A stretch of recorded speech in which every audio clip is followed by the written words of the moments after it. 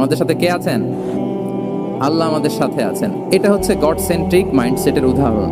আপনার মনকে বুঝাতে হবে যে আল্লাহ আমার সাথে আছে। মনকে তুমি বুঝিয়ে বলো আল্লাহ আছে আমার সাথে। এই বাক্যটা মুখস্থ করা যাবে? মনকে তুমি বুঝিয়ে বলো আল্লাহ আছেন আমার সাথে। আপনার পুরো জীবনের সব কাজের সাথে যদি এই বাক্যটাকে মিলিয়ে ফেলতে পারেন, দেখবেন যে কোনো কিছু আপনার ক্ষতি করতে পারতেছে না। এটাকে বলে গড সেন্ট্রিক মাইন্ডসেট। আল্লাহ আমার সাথে আছেন, কেউ নাই কিন্তু আল্লাহ তাআলা আমার সাথে আছেন। এবং গড সেন্ট্রিক মাইন্ডসেটের সবচেয়ে বড় সুবিধা হচ্ছে আপনার মনে কখনো হতাশা কাজ করবে না, হতাশা বাঁধবে না। কারণ আপনার সাথে এক মহাশক্তিধরের কানেক্টিভিটি আছে। তিনি কে বলুন তো আওয়াজ করে? তিনি আল্লাহ। হতাশা আসবে না। এই যে আমাদের জাতীয় জীবনের এখন সবচাইতে বড় বড় সমস্যাগুলোর যদি আমরা লিস্ট করি, একটা বড় সমস্যা হচ্ছে ডিপ্রেশন, তাই না? আমরা ডিপ্রেশনে ভুগি না? আচ্ছা, ডিপ্রেশন কাকে বলে আগে বলে। ডিপ্রেশন হচ্ছে আপনার আর আপনার রবের মাঝে যে দূরত্ব, এটার নাম ডিপ্রেশন। আই রিপিট, আমার আর আমার রবের মাঝে যে গ্যাপ, আমাদের সম্পর্কের যে দূরত্ব, এটার নাম কি? ডিপ্রেশন। আপনি যত আল্লাহর সাথে সম্পর্ক জোরদার করতে পারবেন, ডিপ্রেশন আপনার থেকে দৌড়ে পালাবে। এজন্য আমাদের বিশ্বাসীদের জীবনে কোনো ডিপ্রেশন নাই, আছে? তাহলে ডিপ্রেশন হচ্ছে আপনার আর আপনার রবের মাঝে যে দূরত্ব, এই দূরত্ব দূর করে দেন, ডিপ্রেশন আপনিই পালাবে।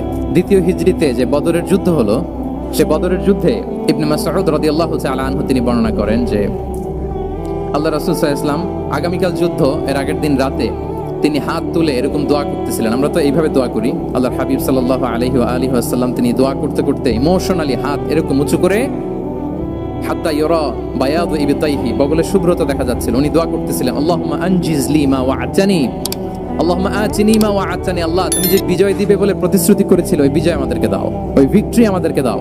দোয়া করছিলেন। সাইয়েদনা আলী রাদিয়াল্লাহু তাআলা আনহু উনি বর্ণনা করছেন যে বদরের যুদ্ধের আগের রাতে আমরা সবাই ঘুমোচ্ছিলাম, কিন্তু রাসূল সাল্লাল্লাহু আলাইহি ওয়াসাল্লামকে দেখলাম যে না, উনি হাত তুলে শুধু আল্লাহর কাছে কান্না করছেন, দোয়া করছেন। আবু বকর রাদিয়াল্লাহু তাআলা আনহু উনি বলেন যে আমি যে দেখলাম যে তিনি ফজর পর্যন্ত দোয়া চালিয়েই যাচ্ছিলেন, দোয়া চালিয়েই যাচ্ছিলেন, দোয়া কন্টিনিউ করছিলেন তিনি।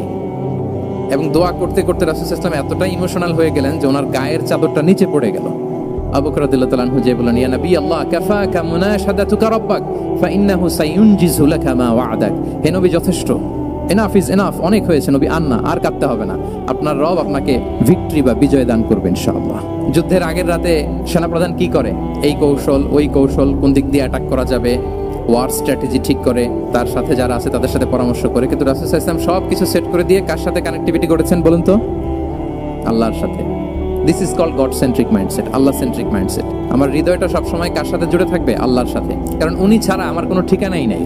তাহলে এই মেন্টালিটি যদি আমরা ধারণ করতে পারি, এটাকে বলে গড সেন্ট্রিক মাইন্ডসেট। তাহলে রাসূলুল্লাহ সাল্লাল্লাহু আলাইহি ওয়া আলিহি ওয়াসাল্লামের যে 12টা মাইন্ডসেটের কথা আমরা বলেছি, তার প্রথমটা হচ্ছে গড সেন্ট্রিক। আল্লাহ তাআলা আমাদেরকে গড সেন্ট্রিক মাইন্ডসেট দান করুক। আমরা যে কোনো পরিস্থিতিতে যেভাবেই থাকি না কেন, আমরা বিপদে আপদে সবসময় ভরসা রাখবো কার উপর?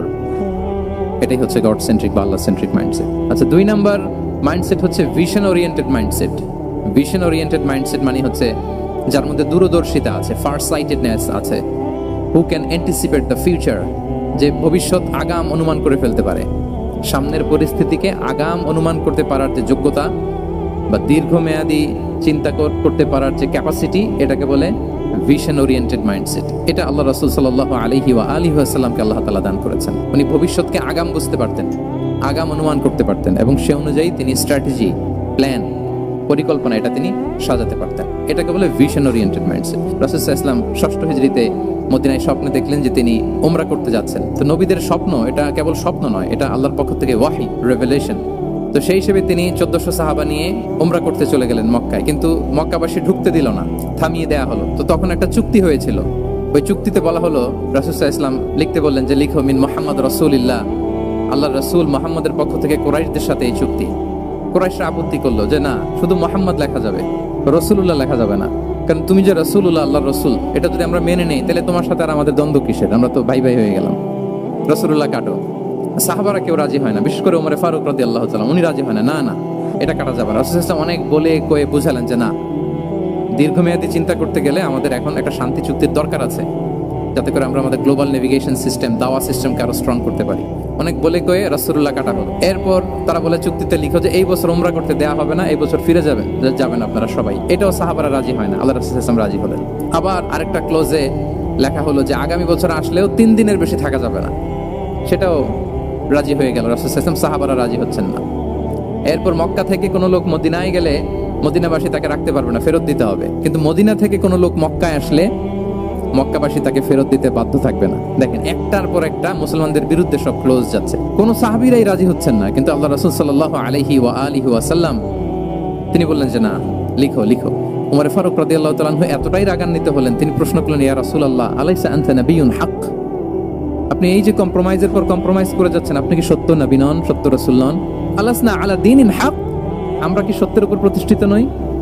আলাইসাল কুরআনু কিতাবুন হক, তো সব যদি সত্য হয় আপনি কেন এগুলো মানছেন? রাসূল সাল্লাল্লাহু আলাইহি ওয়াসাল্লাম বললেন যে ওমর, তুমি বাদশাহ না, মেনে নাও। মেনে নিলেন, এবং এই মেনে নেওয়াটাকে আল্লাহ ভিক্টরি বলে ঘোষণা দিলেন, বিজয় বলে। আল্লাহু আকবার। ইন্না ফাতাহনা লাকা ফাতহাম মুবিনা। কারণ রাসূল সাল্লাল্লাহু আলাইহি ওয়াসাল্লাম অনেক দূর দেখেছেন, সাহাবারা সামনের কিছু বিষয়ে তারা খেয়াল করছেন, কিন্তু রাসূলুল্লাহ সাল্লাল্লাহু আলাইহি ওয়া আলিহি ওয়াসাল্লাম তিনি অনেক দূর দেখতে পাচ্ছেন। আচ্ছা বলেন, 3 তলার উপর থেকে একজন একটা ভিউ দেখতে পায়, আর 30 তলা উপর থেকে আরেকজন একটা কন্ডোমিনিয়ামের উপর থেকে একটা পানোরামিক ভিউ দেখতে পায়, দুইজনের ভিউ দেখা কি একরকম হয়? বলেন, একরকম হবে?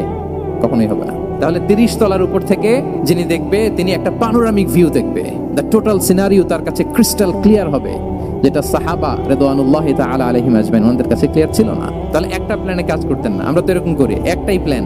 প্ল্যান কয়টা? এটা যদি ওয়ার্ক না করে শেষ, আমু নাই, সালাও নাই। কিন্তু রাসূলুল্লাহ সাল্লাল্লাহু আলাইহি ওয়া আলিহি ওয়াসাল্লামের প্ল্যান এ ছিল, প্ল্যান বি ছিল, প্ল্যান সি ছিল। প্ল্যান এ ওয়ার্ক না করলে প্ল্যান বি তে যেতেন, বি ওয়ার্ক না করলে সি তে যেতেন, এইভাবে তিনি কাজ করতেন। তাহলে এটা হচ্ছে বেসিক্যালি ভিশন ওরিয়েন্টেড মাইন্ডসেটের অধিকারী যারা, তারা এটা করে, যারা ফিউচারকে অ্যান্টিসিপেট করতে পারে, আগাম অনুভব করতে পারে যে কি হতে পারে সামনে। এই যে বাংলাদেশের বিভিন্ন প্ল্যান পরিকল্পনায় আমরা দেখা যায় যে এখান দিয়ে একটা ব্রিজ করে পরে ভাঙতে হয়, রাস্তা একটা তৈরির পরে ভাঙতে হয়, কোথায় এক টানেল হয়ে আছে, প্রতি মাসে মাসে এখন লস হয়, তারপর 1 ঘন্টা বৃষ্টি হলে পুরো ঢাকা শহর এটা বন্যা হয়ে যায়। এগুলো হচ্ছে একাধিক প্ল্যান না থাকা, ভিশনারি অ্যাটিটিউডের অধিকারী না হওয়ার কারণে এই ঝামেলাগুলো আমাদের হচ্ছে। তো প্রফেটিক সিরার, এই প্রফেটিক মাইন্ডসেট থেকে আমাদের নেয়ার বিষয় হচ্ছে এটা, যে আমাদেরকে ভিশনারি অ্যাটিটিউডের হতে হবে। রাসূল সাল্লাল্লাহু আলাইহি ওয়াসাল্লাম ভিশন ওরিয়েন্টেড মেন্টালিটির ছিলেন। আগাম, আজ থেকে 50 বছর পরে বাংলাদেশে কি ক্রাইসিস হতে পারে, আজ থেকে ঠিক 100 বছর পরে বাংলাদেশে কি হতে পারে, ওই রোড ম্যাপকে সামনে রেখে আমাদেরকে প্ল্যান করতে হবে। এটাকে বলে ভিশন ওরিয়েন্টেড মাইন্ডসেটের অধিকারী হওয়া, এবং আপনার কমন সেন্স একসাথে হইলে ওটা উইজডম হয়ে যায়। রাসূল সাল্লাল্লাহু আলাইহি ওয়াসাল্লাম ছিলেন প্রজ্ঞায় সমৃদ্ধ এক মননের অধিকারী, ওনার সব কিছুতেই প্রজ্ঞা ছিল। উইজডম ইন গিভিং অ্যাডভাইস, উপদেশ দেওয়ার সময় ছিল। উইজডম ইন পলিসি মেকিং এর সময় সেখানে প্রজ্ঞা ছিল। Wisdom in action, strategic plan, কোনো স্ট্র্যাটেজিক প্ল্যানের ক্ষেত্রে প্রজ্ঞা ছিল। রাসূল সাল্লাল্লাহু আলাইহি ওয়াসাল্লাম একই প্রশ্নের উত্তর এক একজনকে এক একভাবে দিতেন। অনেক সাহাবারা জিজ্ঞেস করতেন যে রাসূলুল্লাহ, একই প্রশ্ন, একে বললেন এইটা, ওরে বললেন ওইটা, ওরে বললেন আরেকটা, এটা কেন? রাসূল সাল্লাল্লাহু আলাইহি ওয়াসাল্লাম বললেন যে আমি জানি ওর কিসে ঘাটতি, আমি জানি ওর কি প্রয়োজন, আমি জানি ওকে কোন নাসিহাটা দিলে কাজ করবে, ফলে এক একজনকে আমি এক একভাবে ক্লারিফাই করেছি। আল্লাহু আকবার। This is called wisdom. আচ্ছা, উইজডম, রাসূল সাল্লাল্লাহু আলাইহি ওয়াসাল্লাম যে উইজডম ড্রিভেন মাইন্ডসেটের অধিকারী ছিলেন, এটার কয়েকটা এক্সাম্পল আমরা সিরাত থেকে দেখি। মক্কা বিজয় হয়েছে কত হিজরিতে? 8ম হিজরিতে যখন মক্কা বিজয় হলো, তখন রাসূল সাল্লাল্লাহু আলাইহি ওয়াসাল্লাম আম্মা জান আয়েশার সাথে গল্প করছিলেন, আর বলছিলেন, আয়েশা, লাউলা হাদাসাতু আহদি কওমিকা বিল কুফরি লানাকাতুল কাবাতা ওয়ালা জাআলতুহা আলা আসাসি ইব্রাহিম। আয়েশা, তোমার এই মক্কাবাসী, তোমার এলাকার লোকজন যদি একটা কেওস সৃষ্টি না করতো, তাহলে কাবার যে আসল শেপ, আমি ওই আসল শেপ এটাকে ফেরত নিতাম, কিন্তু নিতে গেলে এখন একটা ঝামেলা বাঁধবে, এজন্য নিব না। ব্যাপারটা হচ্ছে, আমরা এখন যে কাবাটাকে দেখি, এটা হচ্ছে স্কয়ার আকৃতির। স্কয়ার মানে কি? বর্গাকৃতি, তাই তো? বর্তমান কাবা কোন আকৃতির বলেন তো? একটা বড় কিউবের সাইজ না? দূর থেকে দেখলে মনে হয় একটা বড় কিউবের সাইজ, কিউবের আকৃতি মানে স্কয়ার, চতুর্ভুজ। কিন্তু সাইয়েদনা ইব্রাহিম আলাইহিস সালাম যে কাবা নির্মাণ করেছিলেন, এটা কিন্তু এরকম কিউব ছিল না, ওটা ছিল রেক্ট্যাঙ্গেল। রেক্ট্যাঙ্গেল ছিল, মানে আয়তাকৃতির ছিল, এরকম লম্বা। এই যে এই টেবিলটা যেরকম, টেবিলের যে শেপ এরকম ছিল, এরকম লম্বা কাবা ঘর ছিল আয়তাকৃতির। কিন্তু এখন এটা কমে স্কয়ার আকৃতির হয়ে গেছে। এর কারণটা কি? কাবা একবার অগ্নিকাণ্ড ঘটার কারণে ধ্বংস হয়েছিল, ফলে কাবাকে আবার রিনোভেশন করা লেগেছিল, পুনর্নির্মাণ। তো কুরাইশরা সিদ্ধান্ত নিয়েছিল, কাবা পুনর্নির্মাণে আমরা কোনো হারাম টাকা ইউজ করব না, যার কাছে যত হালাল টাকা আছে নিয়ে আসা হলো। কিন্তু হালাল টাকা যতটুকু জমা হয়েছে, এটা দিয়ে পুরো কাবা নির্মাণ হয় না, অর্ধেক হয়। ফলে কাবা যে আয়তাকৃতির ছিল, সেটা না হয়ে গেছে কি বলেন? বর্গাকৃতির, মানে স্কয়ার। ওই স্কয়ার কাবাই আজ পর্যন্ত রয়ে গেছে। কিন্তু ওই যে আয়তক্ষেত্রের যে শেপের মধ্যে যতটুকু জায়গা বাকি ছিল, ওইখানে দেখবেন একটা ক্রিসেন্টের মতো আছে, হেজরে ইসমাইল, হাতিমে কাবা বলে। ওইটার ভিতরে নামাজ পড়া আর কাবার ভিতরে নামাজ পড়া একই হুকুম। ওইটার ভিতরে নামাজ পড়া আর কাবার ভিতরে নামাজ পড়া কি একই হুকুম। ফলে ওই হাতিমের ভেতরে ফরজ সালাত আদায় হয় না, নফল সুন্নাত পড়া যায়। এমনকি কাবার ভেতরেও ফরজ সালাত আদায় করলে আদায় হবে না, কারণ নামাজের ফরজের মধ্যে একটা ফরজ হচ্ছে ইলা জিহাতিল কাবা, টু দ্য ডাইরেকশন অফ কেবলা। আপনার কেবলা মুখী হইতে হবে না। আপনি তো কাবার ভিতরে ঢুকে গেছেন, এখন কাবা কোন দিকে? কাবা তো নাই, বের হইতে হবে। বের হয়ে কাবামুখী হলে সালাত হবে। তো তাহলে রাসূল সাল্লাল্লাহু আলাইহি ওয়াসাল্লামের উইজডম বা প্রজ্ঞাটা এখানে দেখেন। আম্মা জান আয়েশা রাদিয়াল্লাহু তাআলা আনহাকে উনি বললেন যে, আয়েশা, মক্কা তো বিজয় হলো, মক্কার কন্ট্রোল তো এখন আমার হাতে। চাইলে আমি কাবাকে ভেঙে সেই ইব্রাহিম আলাইহিস সালামের যে বেইজ এরকম লম্বা করে শেপ দিতে পারি, কিন্তু দিব না। কেননা দিলে মক্কা একটা ক্যাওস হতে পারে। কি হতে পারে? কারণ তারা একেবারে ভেরি রিসেন্ট মুসলমান হয়েছে, তারা না বুঝেই বলবে যে সে আদি কাবা, মুহাম্মদ এই কাবার অপমান করেছে, কাবাকে ভুলুণ্ঠিত করেছে, সম্মানকে নষ্ট করেছে, এরকম একটা কোশ্চেন রাইজ করতে পারে। এজন্য আমি করলাম না। সুবহানাল্লাহ। This is called wisdom. এটাকে কি বলে? প্রজ্ঞা। এটাকে প্রজ্ঞা বলে। তাহলে আপনার জ্ঞান এবং আপনার কমন সেন্স দুইটা যখন কানেক্ট করে তখন সেটা প্রজ্ঞা হয়। প্রজ্ঞার আরেকটা উদাহরণ যদি দেই সিরাত থেকে, রাসূল সাল্লাল্লাহু আলাইহি ওয়াসাল্লামের যে কনফ্লিক্ট রিজলভিং ক্যাপাসিটি ছিল, যখন কাবাকে পুনর্নির্মাণ করা হচ্ছে তখন হাজরে আসওয়াদকে বের করা লেগেছিল, এবং রিনোভেশন শেষে আবার হাজরে আসওয়াদকে তার জায়গা মতো, মানে ব্ল্যাক স্টোন যেটাতে চুমু দিলে মানুষের গুনাহ মাফ হয়ে যায়, হাজরে আসওয়াদ, চিনতে পেরেছেন না? ফলে অনেক বোনেরা যাদের জন্য হেজাব নিকাব মেনটেন করা হচ্ছে ফার্স, পর্দার কোনো বালাই নাই, পুরুষের সাথে ধাক্কা ধাক্কি করে তার শরীর মিশে যাচ্ছে, গা মিশে যাচ্ছে, ধাক্কা ধাক্কি করে একটা সুন্নতের জন্য ফরজকে স্যাক্রিফাইস করে ফেলতেছে। মানে ফোকাস ঠিক নাই আর কি, কোথায় যে কোনটা করতে হবে ওইটাই ভুলে গেছে। তো এই হাজরে আসওয়াদ পাথরকে আবার জায়গা মতো রাখতে হবে। এখন কে রাখবে? এই নিয়ে মারামারি মক্কায়। বড় বড় চারটা গোত্র বলে, এই গোত্র বলে আমি রাখবো, এই গোত্র বলে আমি রাখবো, আরেক গোত্র বলে রক্তের গঙ্গা বইয়ে দেবো মক্কায়, কিন্তু এই সম্মান অন্যকে নিতে দিব না, কারণ ইটস ভেরি প্রেস্টিজিয়াস ইস্যু। যা আমাদের গোত্র এই ব্ল্যাক স্টোন হাজরে আসওয়াদকে নিয়ে জায়গা মতো রেখেছে, এটা কাউকে দিব না। তো সবাই যখন মারমুখী, তখন আল্লাহ রাসূল সাল্লাল্লাহু আলাইহি ওয়াসাল্লাম তিনি সমাধান দিলেন যে মারামারির দরকার নাই, একটা চাদর নিয়ে আসো। নিয়ে আসা হলো। 4 গোত্রের 4 লিডারকে বললেন চাদরের 4 কোণা ধরো। 4 জন 4 কোণা ধরলো। রাসূল সাল্লাল্লাহু আলাইহি ওয়াসাল্লাম তিনি পাথরটা নিয়ে মাঝখানে রাখলেন। এবার 4 নেতাকে বললো আসো, জাতীয় 4 নেতা চলে আসো, কাবার সামনে চলে আসলো। এরপরে আল্লাহ রাসূল সাল্লাল্লাহু আলাইহি ওয়াসাল্লাম ওনার মোবারক হাত দিয়ে, বরকতময় হাত দিয়ে হাজরা আসওয়াদকে নিয়ে নিজ হাতে রাখলেন। এবার সবাই হ্যাপি, কারণ অংশগ্রহণ করতে পারছে। আসলে সব মূল স্ট্যাটাস কিন্তু চলে গেছে রাসূলের দিকে, নাকি? ওরা তো এটা টাচও করতে পারেনি, পারছে? ওরা চাদর ধরেই হ্যাপি, কিন্তু পাথরটা ধরেছিল কে? রাসূল সাল্লাল্লাহু আলাইহি ওয়াসাল্লাম। চাদরে রেখেছিল কে? রাসূল সাল্লাল্লাহু আলাইহি ওয়াসাল্লাম। চাদর থেকে নিয়ে আবার কাবা ঘরে সেট করেছিল কে? রাসূলুল্লাহ সাল্লাল্লাহু আলাইহি ওয়াসাল্লাম। এভাবে উনি কনফ্লিক্ট রিজলভ করতেন থ্রু হিজ উইজডম, ওনার প্রজ্ঞার মধ্য দিয়ে। আমরা যদি তায়েফের ঘটনা দেখি, রক্তাক্ত হয়েছেন, পাহাড় রক্ষী ফেরেশতারা এসে বলেছে রাসূলুল্লাহ জাস্ট অর্ডার করেন, আমরা কোলাপস করব এমন ভাবে the entire Taif city will be collapsed, একেবারে স্ম্যাশ করে দিব, পাউডার হয়ে যাবে। রাসূল সাল্লাল্লাহু আলাইহি ওয়াসাল্লাম বললেন না, বাল আরজু আন ইউখরিজাল্লাহু মিন আসলাবিহিম মান ইয়াবুদুল্লাহ ওয়াহদাহু ওয়া লা ইউশরিকু বিহি শাইআ। তিনি বললেন না, ওদেরকে ধ্বংস করে দিও না, ওদেরকে ধ্বংস করলে লা ইলাহা পড়বে কে? সুবহানাল্লাহ। কি উইজডম ড্রিভেন ছিলেন উনি। উনি বলেন যে আমি আশা করি, প্রত্যাশা রাখি, দোয়া করি যে ওরা আমাকে প্রত্যাখ্যান করেছে, কিন্তু ওদের যে নেক্সট জেনারেশন ওরা সাক্ষী দেবে আশহাদু আল্লা ইলাহা ইল্লাল্লাহ ওয়া আশহাদু আন্না মুহাম্মাদার রাসূলুল্লাহ। এবং তাই হয়েছে। এখন তায়েফে যান, চারদিক থেকে আল্লাহু আকবার ধ্বনিতে মুখরিত তায়েফ, এবং এত চমৎকার শহর, এটা একটা টুরিস্ট ডেস্টিনেশন হয়ে গেছে। সৌদি আরবিয়াতে যারা যায়, তায়েফ না গেলে লোকদের ভালো লাগে না। ঠান্ডা, সবুজ শ্যামল, রেইনফল হয়, ফলমূল পাওয়া যায়। আব্দুল্লাহ ইবনে আব্বাস রাদিয়াল্লাহু তাআলা আনহুর স্মৃতিধন্য মসজিদ আছে, অনেকগুলো ইউনিভার্সিটি আছে, ইসলামিক ইনস্টিটিউশন আছে।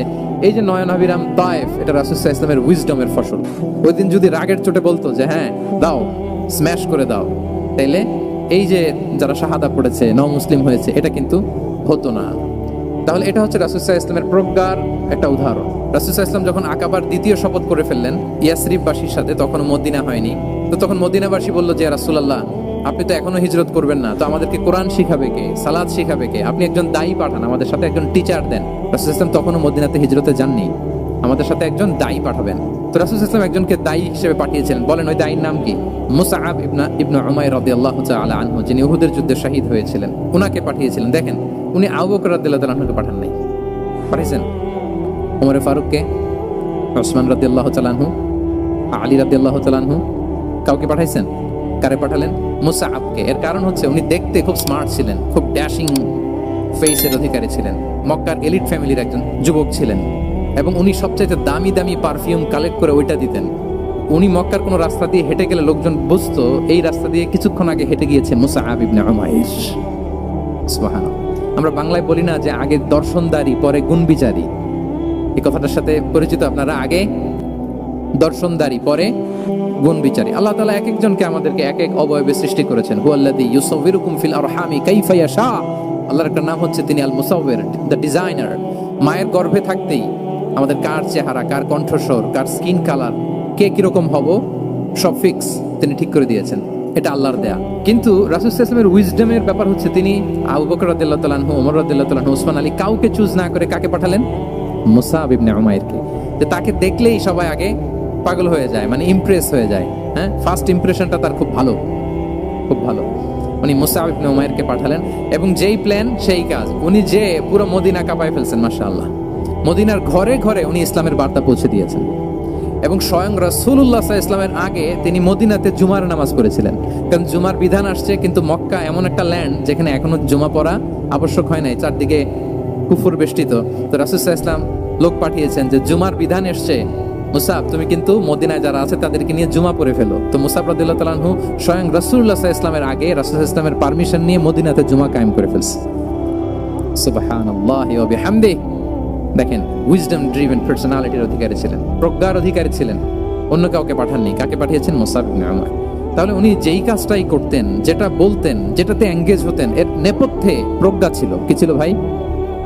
উইজডম ছিল। আল্লাহ যেন সেই উইজডম আমাদেরকে দান করে, আল্লাহ যেন সেই প্রজ্ঞা দিয়ে আমাদেরকে সমৃদ্ধ করেন।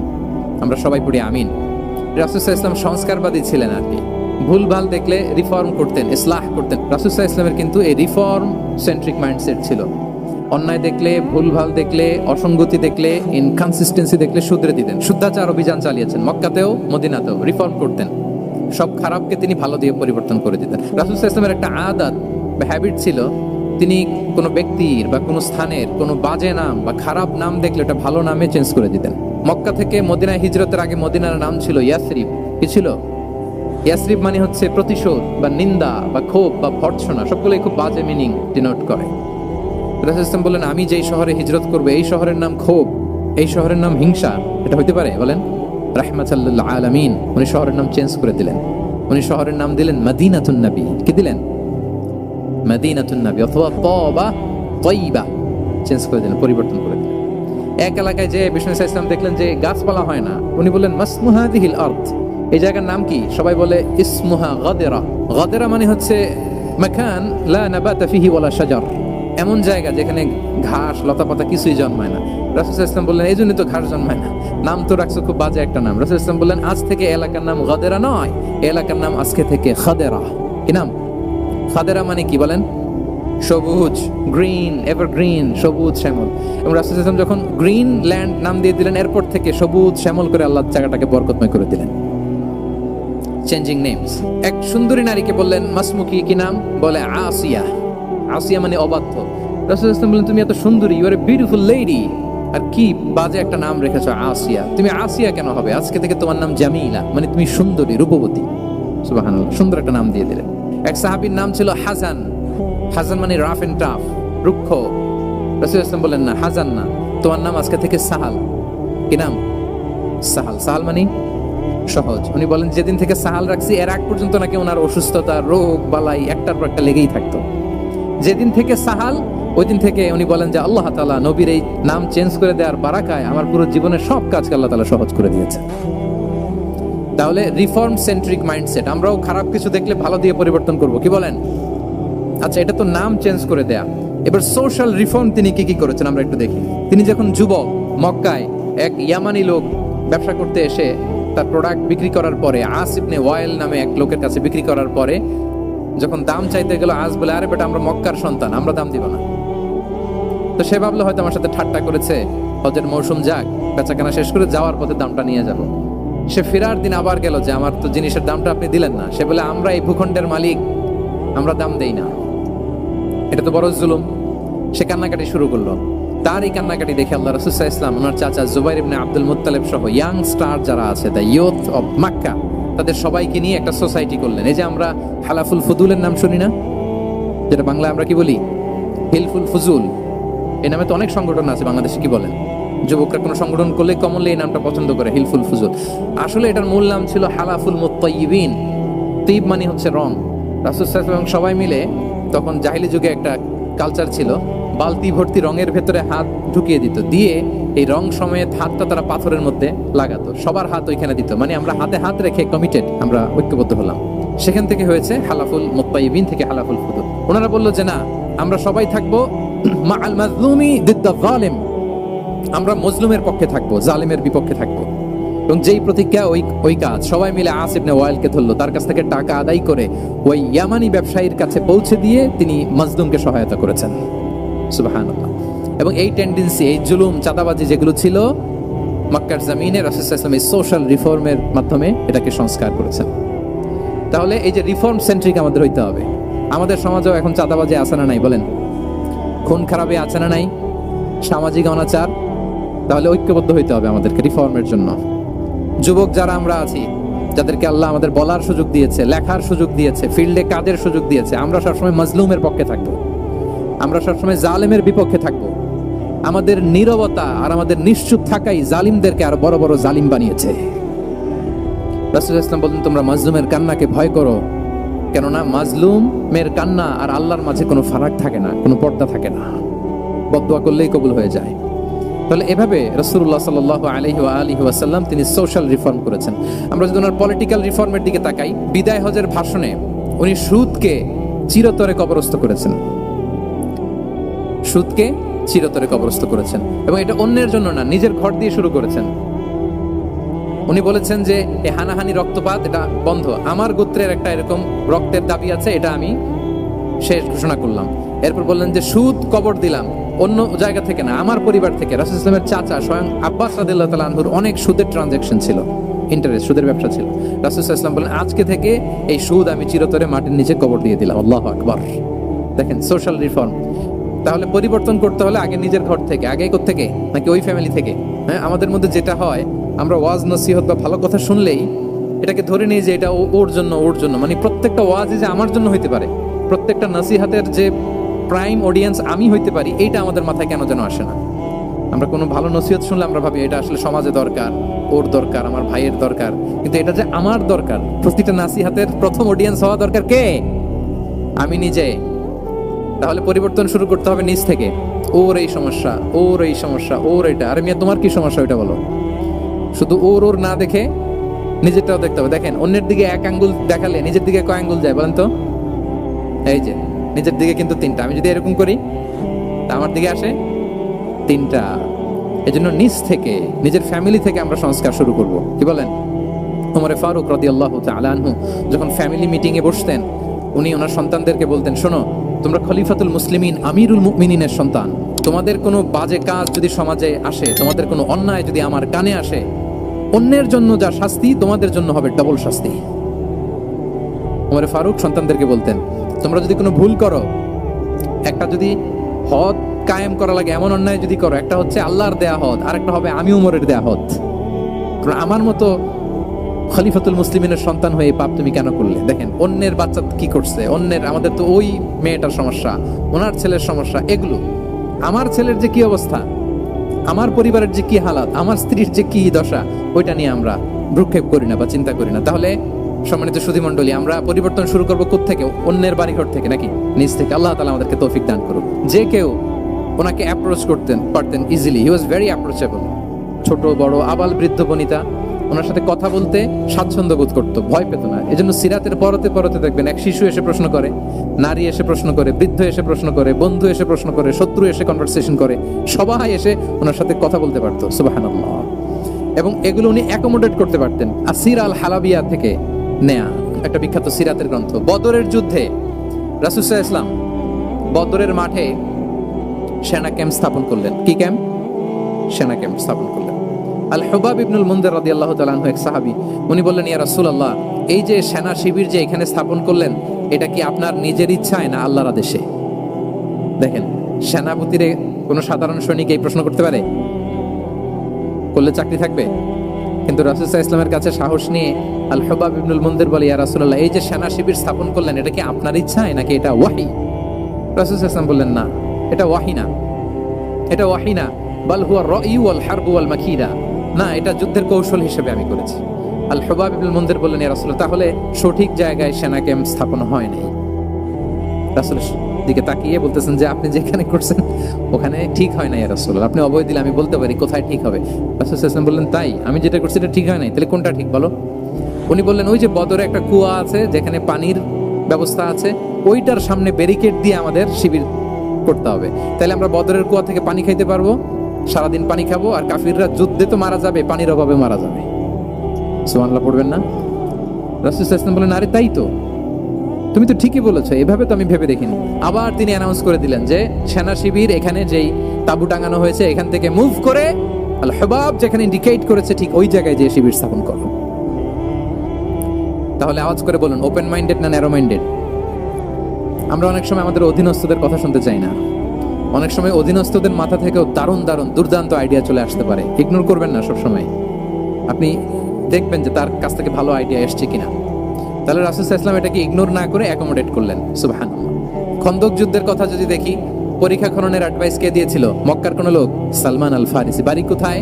ইরান। সেই পারস্য থেকে এসে বললেন যে এখানে পরীক্ষা খনন করলে ভালো হয়। 5.5 কিলোমিটার পরীক্ষা খনন করে ফেললেন, 4.5 মিটার প্রশস্ত, 3.5 মিটার হচ্ছে এটার ডেপথ, পুরো মদিনার সবাই মিলে এটা করে ফেললেন। তার মানে আমি সব বুঝি, আমি সব জানি, এই মেন্টালিটি থেকে আমাদের বেড়ে আসতে হবে। এটা হচ্ছে একটা ন্যারো মাইন্ডেড পার্সোনালিটির অধিকারী, যে আমি যেটা বলছি ওইটা, এটার পরে কোনো কথা নেই, এটা ভুল, বরং আমার টিমের মধ্যে থেকে যদি কোনো ভালো অপিনিয়ন আসে সেটা আমি রিভাইজ করব।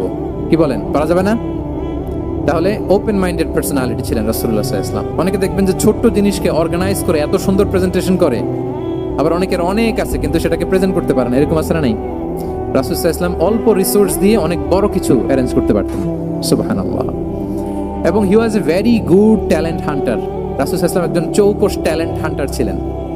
হি was a very good observer. সাহাবীদের কার কি ট্যালেন্ট এটা তিনি নোট করতেন, যার যে দক্ষতা তাকে তার ওই দক্ষতা দিয়ে ইসলামের সেবা করতে উৎসাহ দিতেন।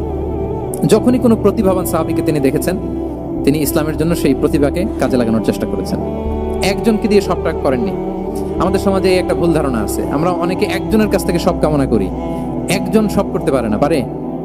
যারা পারে ও কোনোটাই ভালোভাবে পারে না, সব পারে, একটু একটু পারে। রাসূল সাল্লাল্লাহু আলাইহি ওয়াসাল্লাম ট্যালেন্ট হান্টার ছিলেন, যার যেখানে ট্যালেন্ট তাকে ওই কাজে লাগাতেন। বলেন তো, খালিদ বিন ওয়ালিদ রাদিয়াল্লাহু তাআলা আনহুকে আল্লাহ রাসূল সাল্লাল্লাহু আলাইহি ওয়াসাল্লাম কি কাজে লাগিয়েছিলেন? অনেক পরে ইসলাম ধর্ম গ্রহণ করেছেন, কিন্তু যুদ্ধের অভিযানে পাঠিয়েছেন এবং পরবর্তীতে তিনি সেনাপ্রধান হয়েছিলেন মুসলিম ব্যাটালিয়নের। কারণ উনি ওয়ার স্ট্র্যাটেজি জানতেন। ওনার আক্রমণের কারণে তো উহুদের প্রান্তরে মুসলিমরা প্রায় নাস্তানাবুদ হওয়ার অবস্থা, তাই না?